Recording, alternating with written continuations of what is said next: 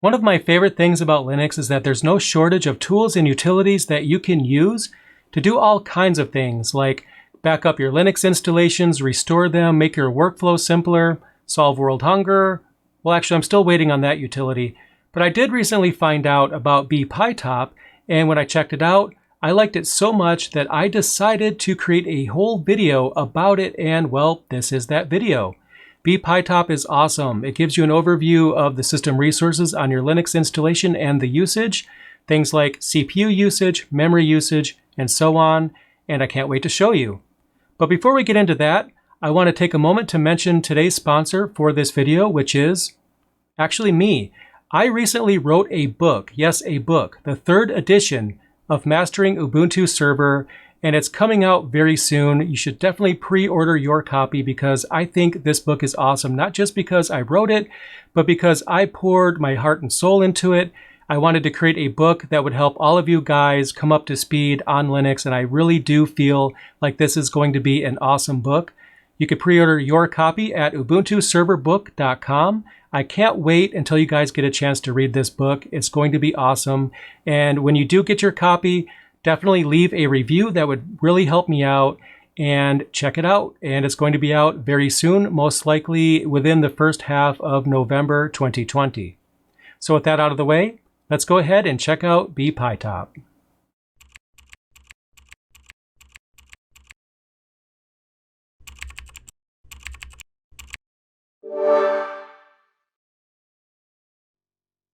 So here in my browser, I've pulled up the official GitHub page for bpytop, and here it is. And I really love the fact that this is an open source utility, which means that if we're at all curious how the utility works, we can go ahead and inspect the source code files ourselves and take a look under the hood. And if we'd like, we can help fix bugs. We can even submit a pull request to the developer if we would like to help out, and that's pretty cool. Now, if we scroll down further, there's a lot of information here. So we see the logo, the bpytop logo right here. And then it also gives us a packaging status for the various distributions that this utility supports. And there's a lot of documentation here. So we get a description. This is a resource monitor that helps us monitor the resources on our Linux desktop, laptop, or server. It gives us usage and statistics for the processor, memory, disks, network, and the processes that are running on our machine as well. And I've never used bashtop, but if you have, this is actually a Python port of bashtop. So if you're a fan of bashtop already, then this should be right up your alley. So we also get a list of features here. And I will show you guys this utility running in a terminal very shortly. But as we can see, it has full mouse support. It claims to be easy to use and be fast and responsive. We could press the up and down arrow keys on our keyboard to make selections. We could filter processes, and we can even send various signals to selected processes as well. Essentially the same as htop, which is the tool that I've been using for as long as I can remember. It also supports themes as well, as it shows here. And then it gives us a list of prerequisites that we will need to have on our system in order to use it. And as it shows right here, it runs in Python 3, which is great because, nowadays it seems like people are still using Python 2. I don't know why, but, Python 2 just doesn't ever seem to die. But this is using Python 3. It needs to be version 3.6 or later. And it also needs the psutil module installed as well. Now down here in my terminal, let's go ahead and give it a shot. Now, first of all, what I will do is bring up htop. Again, this is the utility that I've been using for a very long time to monitor the resources on all of my Linux laptops, desktops, and servers. And I don't really have any complaints about htop because it's fine. As you can see here, it looks decent. It may not win any beauty awards or anything like that, but it gets the job done. It shows us the usage for all of the CPU cores, how much memory is being used, swap, our load average, and a list of processes on the bottom that are running. But let's go ahead and get bpytop running so we can see what that looks like. So on my end, I am running Pop! OS, which is based on Ubuntu under the hood. So if you are using any flavor of Ubuntu or a distribution that is based on Ubuntu, like Pop! OS in my case, or even Linux Mint, then the instructions I'm about to give you should work just fine. First and foremost, though, you will need Python 3 on your system. And we can verify that we have it by just typing which Python 3, just like that. Now, other distributions will simplify the command down to Python. So in that case, what you can do is run python -- version to see what version you are running. And Python is not a recognized command on this system because they actually named that binary Python 3. So if I run python 3 -- version, then we can see in my case, I have version 3.8.5, so we're good there. As it mentions in the documentation, it requires Python version 3.6 or higher, so that checks that box. Now we also need to install Python pip as well. Now there's other ways of running this utility. I'll leave it up to you to check the documentation if you want to do something different. But what I'm going to do is use Python pip to go ahead and download the pip package for bpytop. But in order to do that, we will need the pip binary. Now on Ubuntu and related distributions, the binary is actually pip3. So we'll need to have that installed as well. And in my case, I do. But what I'm going to do now is just give you the list of packages that you will need to get this running. And what that will look like is sudo apt install. We need Python 3, which actually should be already on our system, but just in case, I will include that. And then we also need Python 3-pip. And we can go ahead and install those, but I'm not going to because I already have those installed on my system. But basically, if you are running Ubuntu or an equivalent distribution, then all you should need to do is install Python 3 as well as Python 3-pip, as you see on the screen right now. So the command that we can run to get this installed is pip3 install bpytop. And we can actually pass the -- upgrade argument right here if we'd like. The documentation recommends that, so regardless of whether or not this is already installed on our system, the -- upgrade argument will make sure that we have the latest version. So I'll press enter. So as you can see, the utility is very small. It was really quick to get it installed. So now that we have it installed, let's just check to see where the binary actually is. So which bpytop, we can see that the binary was downloaded to my home directory, and inside there, the .local directory /bin/bpytop. And we should be able to simply run bpytop just like that. And let's give it a spin.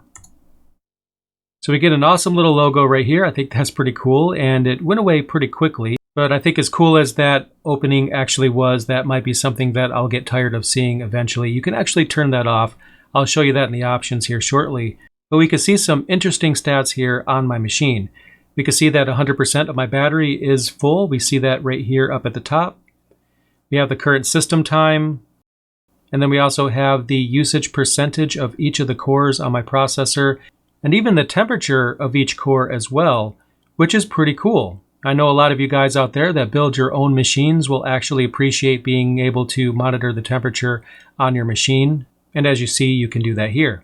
When it comes to memory, I have 32 gigs on this machine, and I am only using 2.5 gigs, as you can see here, or roughly. These are gigabytes, but you get the idea. Overall, 8% of my memory is used, and quite a bit of it is actually available, 92% to be exact. And it even gives us the amount of memory that's cached and the amount of memory that's actually free. And over here on the right, we can see the disk usage. We have several partitions here. And the root partition, I'm barely using anything here. It doesn't even register a color on this little meter. And you know, I just use this laptop for recording 4K footage, so I don't really save anything on here. So according to this, I'm using just 12 gigs of the roughly 929 that are available, but you get the idea.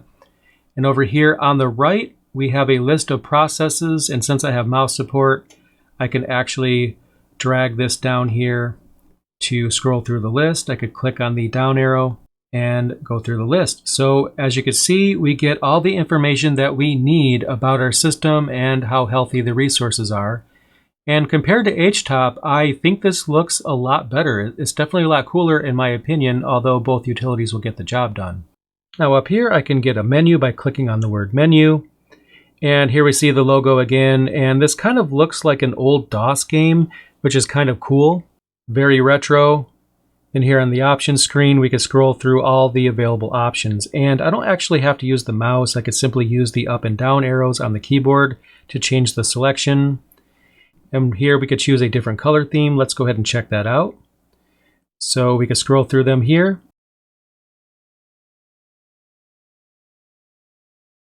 And let's see what Solarized Dark looks like. I'll just hit escape. And as you can see here, the color scheme is now different. So you could choose whatever color scheme you would like in that menu here. And then with this option here, it's basically defaulting to having a terminal background. If you would like to use transparency, then you can go ahead and set this to false. And what I'm going to do is quit out of here so I can set the transparency in my terminal.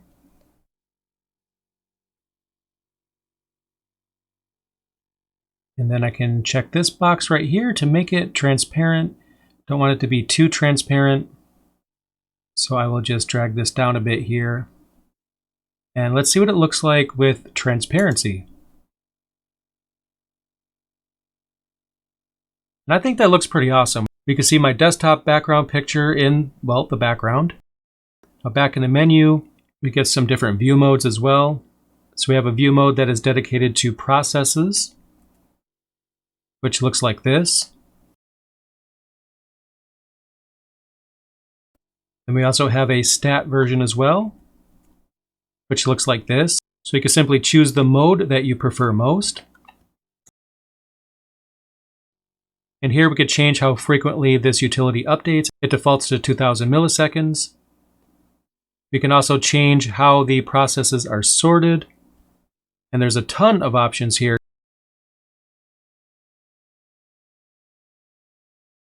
We have this option right here, which allows us to enable or disable the splash screen that shows up when it starts. So if I set that to false, I can just quit out of here, go back in, and you can see that it immediately opens. Now I have to admit the initial splash screen is really cool, but I think after a while it might get a little old, so I think I'm going to leave that one disabled. Now what I'm going to do is open up another application, so I will just open up gedit. Just a random example. And now I should see gedit on this list, and here it is actually. So I've clicked on it to highlight it, and what I will do is click on kill. We can also press K on the keyboard to kill the process as well. So let's just assume that this is actually a misbehaving process. So I will press K. And you actually saw in the background, since it's transparent, that gedit went away, and sure enough, it's not there. So if you need to kill a misbehaving process, then you could do so with bpytop, as you just saw. And also we could get some info about a process as well. And we could see some stats about that particular process, such as how much memory it's using, its current status, and its parent process as well. And that's pretty cool. But I will leave it up to you guys to test out this utility. I love it. I think it's awesome. And I've actually gone ahead and installed this on all of my machines because I definitely want to have this utility available on my systems. I love finding out about new tools and utilities that can help me monitor and manage my Linux installations better, and bpytop is awesome. I highly recommend that you check it out. Are there any other tools or utilities you think that I need to be aware of and possibly cover on this series? Let me know in the comments down below. And subscribe if you haven't already done so, and make sure you click that like button because that lets YouTube know that you want to see more Linux content just like this.